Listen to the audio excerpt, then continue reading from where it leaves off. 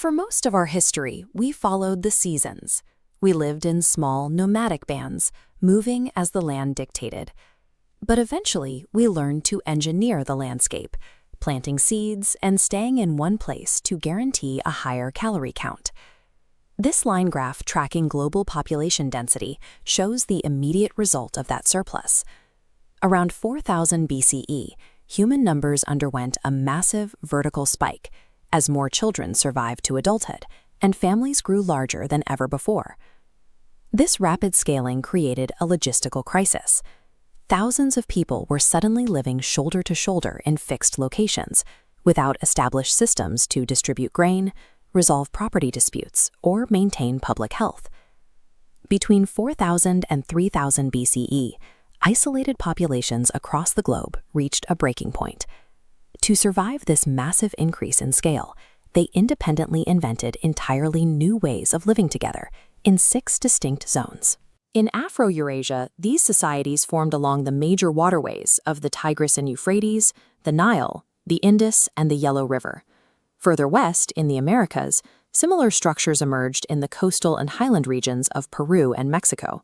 These early civilizations were desperate survival mechanisms, engineered in real time to prevent growing populations from collapsing into internal chaos.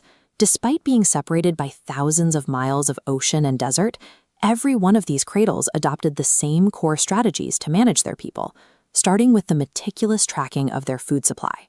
This cuneiform clay tablet shows the original function of writing. The strict grid layout and circular numerical markings identify this as a ledger. Early record-keeping emerged specifically as a way to account for the massive grain silos needed to feed a city. Once a society could track its resources, it could organize its people. The sheer scale of the Great Ziggurat of Ur required the coordinated labor of thousands, serving as a permanent physical projection of central authority that everyone in the city could see. To manage these ledgers and direct these massive building projects, societies developed strict social hierarchies. A permanent class of ruling elites, priests, and bureaucrats became necessary to enforce order over thousands of citizens. While these strategies of record-keeping, social classes, and monuments were universal, the specific way each society organized itself depended on the local environment. The most common template for early society relied on a massive, concentrated river valley to provide a predictable food source. Looking at the Yellow River, we see how the water directly feeds the dense agricultural terraces on its banks.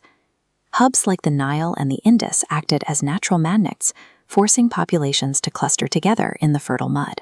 However, the Americas offer a completely different path, one that fundamentally challenges the necessity of the river valley.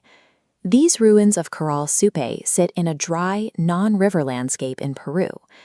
Instead of relying on a single waterway, they built a complex society by linking maritime resources with highland agriculture, trading fish for cotton across a diverse geographic network.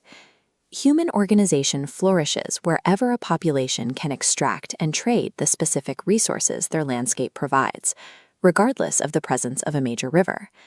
Just as geographic solutions varied, the political models invented to govern these masses were entirely distinct from one another.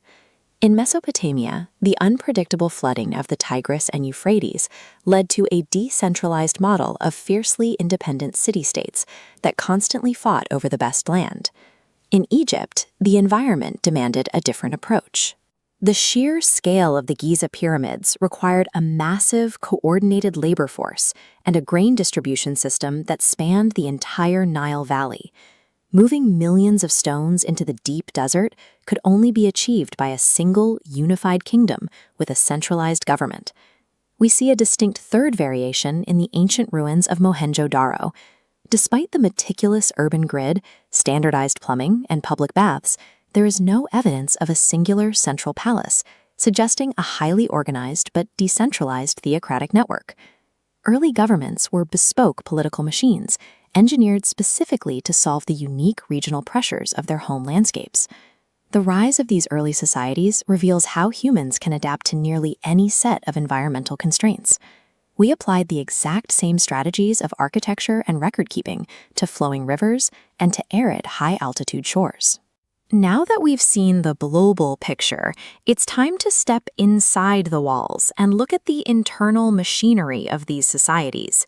In the coming episodes, we'll dive into Afro-Eurasia to explore the warring city-states of Mesopotamia and the river-based empires of Egypt, the Indus, and China. Then we will look at the Americas to investigate the coastal mysteries and alternative power structures represented by monuments like this colossal Olmec stone head. Understanding these different starting points is the only way to decode how our modern systems of power and civilization were built.